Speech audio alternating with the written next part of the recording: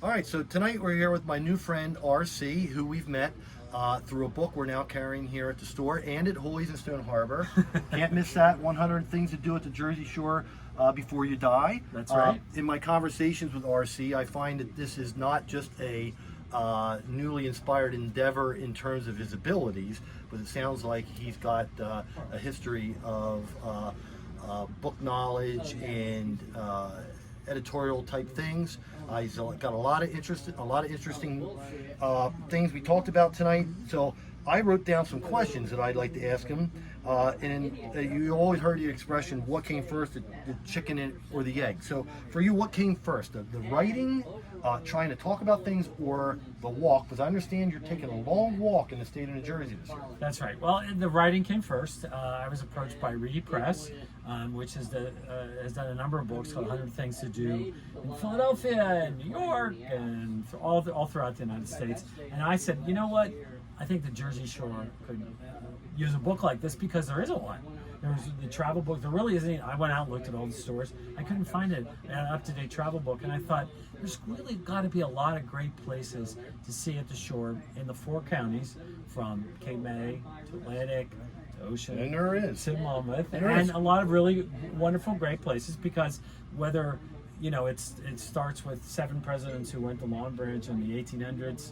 Or it's presidents who went to Congress Hall. Yes, a lot of Cape May That's presidents. right, came to or Cape May. everywhere. Yes, So yep.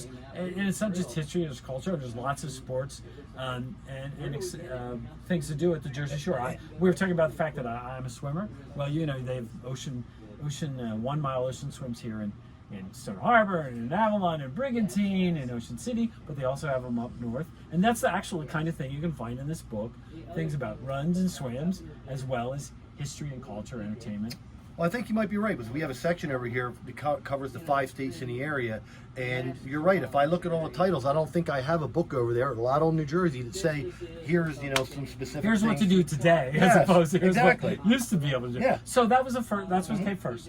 Then after the book came out last year during the pandemic, in the fall I thought, wouldn't it be interesting if I walked every beach town along the beach on the Jersey Shore?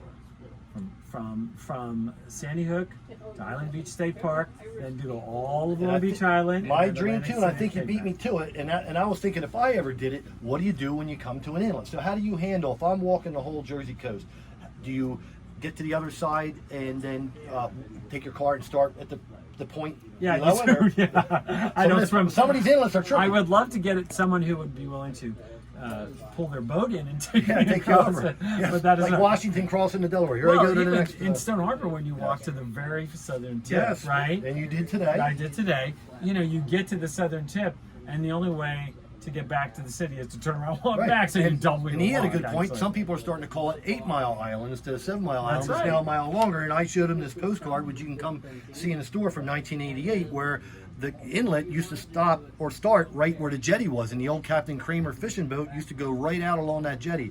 And now that is all sand all the way over to North Wildwood. And so I'm writing. I'm not only walking it, but I'm writing about each town at a website called JerseyShoreWalk.com. So if you're thinking, what does this guy know about 100 things in the Jersey Shore?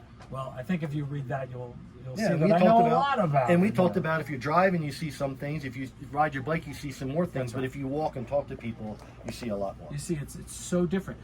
Here's something just today that I never realized till I was walking on the beach in Avalon, was how wide, not only how wide the beach is, but in the area where they have the 50s, preserve. yes. It's so beautiful. And you can walk off that beach. There's some beautiful paths. And it's amazing. Yes, it is. And It's a you're treasure. in this, Yep. sort of relatively dense island, and then you Yep. look and you're like, you're sort of alone. You don't even see No, houses. no, it's it was phenomenal. beautiful, and you'll never ever understand that from walking along the road. You'll never understand that from No, it's your car. definitely really definitely wonderful. a treasure. So you're walking 127 miles, and you have It's actually 139, but it's going to be 139, more. I think it's going to be about 140. And you have a place in Seabright. But Yeah. do you have an instinct of what your favorite town may be in New Jersey? No, I don't know. There is no such What a thing. fine answer for somebody That's in that no- industry. I mean, you know what? Here's the thing. They're all unique and different. How do you compare Asbury Park Yes. to Island Beach State Park to Cape May to Stone Harbor. I think They're not even sort of the same. I think it's one right? of the things that makes New Jersey dynamic. And then my wife and I sometimes I was telling you earlier, there's 15 miles on the backside of this Delaware Bay that is just as interesting too. That some people some people don't even get to. There's a lot of waterways actually. That's one of the things I'm talking about next year. I think is I've debated this about the waterways that are just on the other side of the beach, the bays and the rivers. There's little communities and cultures of community. And not only that, but there's a lot of beaches there because a lot of the towns, like on Long Beach Island, they put beaches on that side because it's easier. So what do you got left?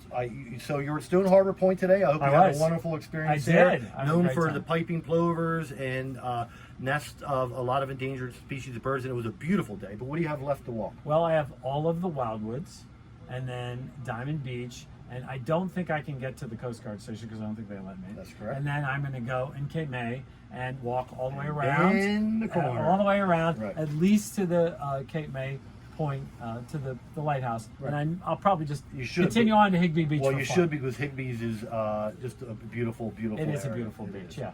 Well, we're very happy to have had you. I mentioned that in September, our store thrives, and especially for books like this. So we hope you have a return visit. Right. We can and you can pick the book here, yes. and it's signed by with my name.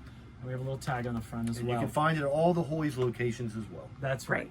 Thanks very much. Thanks for having me. Yeah, thank you.